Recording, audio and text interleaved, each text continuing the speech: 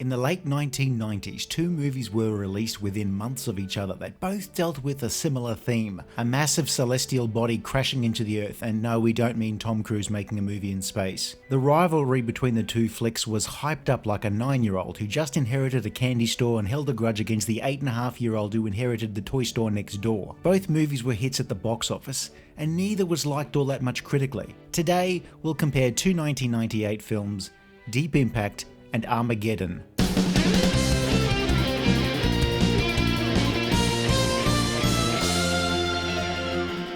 Hollywood has always loved making disaster films, but their appeal to audience is rather cyclical. There were the end of the world or natural disaster B-pics of the 50s and 60s, and then the big budget all-star films of the 70s with the biggies Towering Inferno, Earthquake and The Poseidon Adventure. But the genre petered out by the end of the decade, with 1980s Meteor landing in cinemas, unlike the movie's eponymous Big Rock, with a dull plop.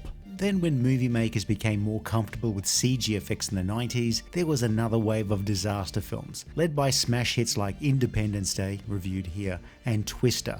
So Hollywood does what it always does when it confuses a trend with jumping on a bandwagon. It jumped on a bandwagon. And so two disaster films about a massive body colliding with the Earth were released around the same time. They are very different experiences, and which one you connect with more will depend on a number of factors such as intelligence, taste, and the amount and quality of alcohol in your system before beginning the movie. Deep Impact wants to be a big glass of wine while the kids are at school type of movie, while Armageddon wants to be the film that plays its part in a happy accident. Producers Richard Zanuck and David Brown had originally pitched a remake of the 1950s movie When Worlds Collide, while Steven Spielberg had wanted to adapt the novel The Hammer of God. These projects were eventually merged into a new project about a comet on a collision course with Earth, and eventually became known as Deep Impact, a name that is literally the opposite of the film's lasting cultural relevance. After years of development, Mimi Leder was brought on to direct when the production was given a jolt by an impending rival project directed by Michael Bay for Disney's Touchstone label. Deep Impact would hit cinemas, no pun intended, in May 1998, and made not an inconsiderable amount of money, yet it's become overshadowed by its noisier, sweatier rival. A teenage Frodo Baggins discovers a comet. 1 year later, ambitious reporter Jenny thinks she's got the scoop on a hot, juicy Washington scandal. But instead, it turns out a comet is going to hit the Earth in a year's time. A space mission to deflect the comet fails, splitting off a smaller but still deadly piece of rock, and some people will survive in underground shelters. The smaller piece does hit the Earth, causing a massive tidal wave, like the time I jumped into the swimming pool and managed to ruin next door's barbecue. Except here it ruins barbecues, birthday parties, gender reveal parties, spring break, and, well, everything else. The space mission still has a few leftover nukes, and they manage to sacrifice themselves to destroy the larger part of the comet just in time. Cue an inspirational wrap-up speech by the president. The end. That's it. That's all there is.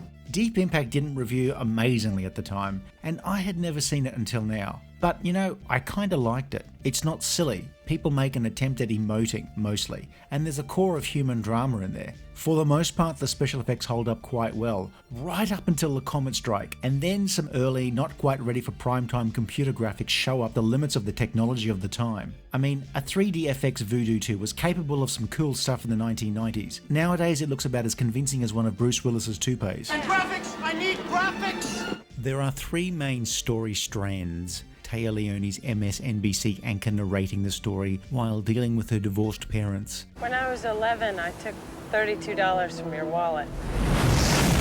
There's Frodo using his fame as the discoverer of the comet as a Machiavellian long-term plan to get him some. Famous people always get sex, Mr. Perry. That's the main reason it's good to be famous. Really? And Robert Duvall plays an over-the-hill spaceman showing these kids a thing or two.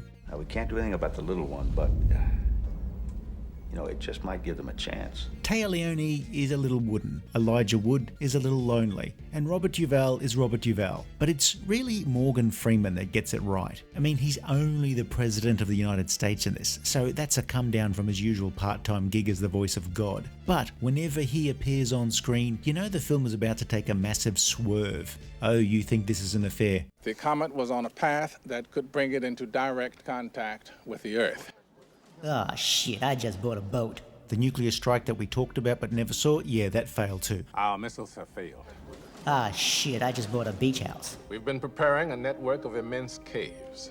And that million people can survive there underground for 2 years. Oh shit, I got tickets to Hamilton next week. The second half of the film has the world coming to terms with the end of everything for most people, but doesn't have the budget to show much of it. So in this film, having a news anchor fill out the expensive bits helps. Having an actual news outlet featured so heavily in a film was fairly unusual at the time, but MSNBC was young and they needed the money. Deep Impact actually holds up fairly well. It does take itself seriously and doesn't let anyone go nuts, but maybe that's why the film isn't as well remembered as Armageddon, which is well remembered, but remembered for the wrong reason. Like that guy from school who was really good at chemistry, but later on you saw them on the news after they'd been arrested for making dozens of pipe bombs. In the late 1990s, Michael Bay was just exploding in the public's consciousness after directing hit action flicks Bad Boys and The Rock, after having previously been a Top Gun music video director. That is to say, he was a successful music video director, not a music video director on anything from the movie Top Gun, but he did do a video for Vanilla Ice. Even if you didn't know for certain that Bay had directed lots of music videos, you could have easily guessed that, couldn't you? Bay brought his hyperactive style to his movies, and Armageddon is no exception. I mean, just look at the way the title explodes on screen, and that should give you a pretty good idea of what you're in for. Armageddon is a sugar rush and a meth high in one film. It's both dumb and not so dumb. Like talking to a chiropractor who has a degree in philosophy, there's a reason that people refer to the mayhem in a Michael Bay film as Bayhem. In Armageddon, an asteroid is on course to hit the Earth, and in this movie, we have fragments hitting the Earth from the start, laying waste to first a street vendor, and then Paris. Whoa! The increasingly larger fragments sell the audience on just how underpant Browning the threat is. Maybe Michael Bay once had a really bad Parisian getaway, I don't know.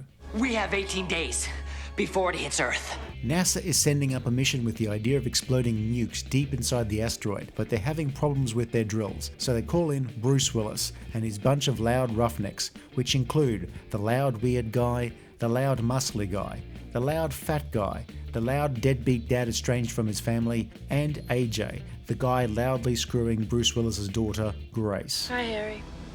I have asked you repeatedly to call me Dad. Owen Wilson's there too, but he's mostly soft-spoken and he's not going to last very long. Bruce decides these NASA Poindexters can't handle his massive rig, so he and his roughnecks begin training to be astronauts, which is an excuse for Michael Bay to riff on iconic scenes from The Right Stuff. Talk about the wrong stuff. I mean, who doesn't enjoy the comedy gold of things being stuffed in one's butt? I just came here to drill. Oh, so did I. And then the second half is all in space with everything going wrong, even though as a viewer you've already been thinking that for a while. One disaster follows another, layer upon layer, like an evil Sara Lee dessert. It's almost like someone wrote the set pieces first and then tried to link them with 2 lines of dialogue. A refueling stop at a Russian space station goes wrong, which then adds another stereotype to the mix, a loud, crazy and fearless Russian joining the crew after more things go haywire. Baywire. Once they eventually get to the asteroid, the comedy of errors continues with the mission commander following orders and is about to nuke them all prematurely. I mean, it happens to all astronauts at some point. I've been drilling holes in the Earth for 30 years, and I have never missed the depth that I have aimed for. And by God, I am not going to miss this one. I will make 800 feet. Things still go to shit. Equipment is breaking. Loud weird guy has a death wish and goes a little crazy. Then Ben Affleck, Michael Clark Duncan and Peter Stormare arrive with some backup equipment just as the asteroid is about to cross some magic line of no return. Bruce Willis heroically sacrifices himself and a really quite expensive hairpiece, saving the world at the same time, since magically the asteroid splits into 2 sections that thankfully miss the Earth. That is some prize bullshit asteroid, but this is a bullshit movie full of all manner of bullshit, so why shouldn't the physics be bullshit? The 1980 video game Asteroids has more realistic physics than anything you'll see in Armageddon. Armageddon is full of cutaways to ordinary people reacting to a giant rock coming to flatten them. America is usually represented in the film by rural, farming, heartland types, with only the banjo music missing. That a meteor or an asteroid. I need somebody who's had a little less caffeine this morning. Doc, translate. Billy Bob Thornton seems to only speak in a way that assumes that everyone he's talking to is a goddamn moron. It's what we call a global killer. Liv Tyler spends most of the second half of the film in mission control looking concerned and crying, as they apparently couldn't spare anyone else to represent the ones they left behind. That is my family up there, so I don't want to hear "we hope so." Bruce Willis is perpetually constipated.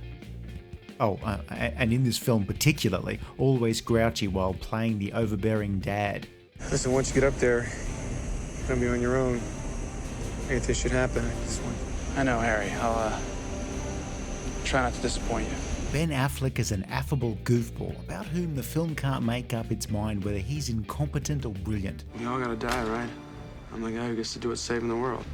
But Affleck later turned the tables on the film when he later recorded an infamously brutal commentary track for a DVD release of the film. Now the rest of the cast in this are actually really good. They almost all do a great job of keeping up the energy. The script is not what you would call dry or leaden. It bounces around like a tennis ball trying to escape from a ball boy with poor hand-eye coordination. Does that mean that there's actually a job that Mr. All Go, No Quit, Big Nuts Harry Stamper can't handle by himself?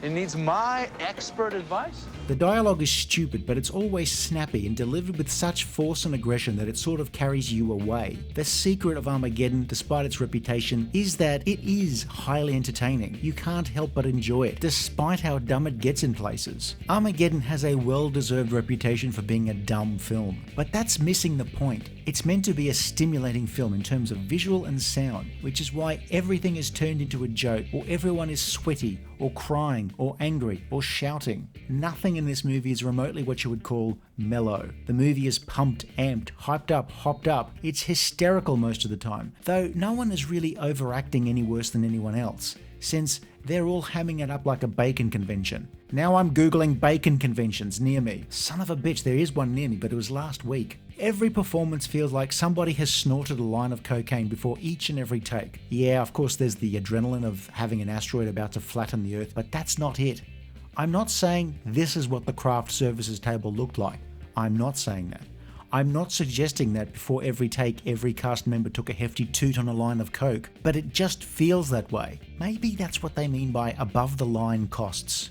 Like most of his films, Michael Bay's camera never stops moving, never stops to linger, unless it's framed to upskirt a young actress. Bay also knows what not to show, which is why, thanks to a cinematic comb-over, the top of Bruce Willis's head is almost completely absent from most of this film. Also, people don't realise that the hit song, I Don't Want to Miss a Thing, is actually told from the asteroid's point of view. Much is made of director Michael Bay and producer Jerry Bruckheimer's fingerprints appearing all over the film. But there are also script contributions by Tony Gilroy, who'd later write the Bourne movies, and of course J.J. Abrams, director of nearly every terrible sequel of the 2010s. So is Armageddon a bad movie? No. Is it a great film? No. Should you watch it? Why are you asking me for? I'm not your mother. Though Armageddon is an excellent film to watch with a group of your most sarcastic friends over pizza and beer. So if you were to transform these films into movies about dogs, then Deep Impact would be Marley and Me, and Armageddon would be a mix of Cujo, Turner and Hooch, and Beethoven. Deep Impact is a decent film that really wants you to think it's a drama and tries to remain grounded and serious. Armageddon is a collection of Russian dashcam footage and packaged together with slick editing and music. Deep Impact wants to show its characters reacting to the end of the world, but actually showing very little of it up until the last minute. Armageddon wants to save the world, but only after completely flattening Paris first. Armageddon too old for this shit. If you enjoyed this video, please like and subscribe, leave a comment below, or check out some of our other videos.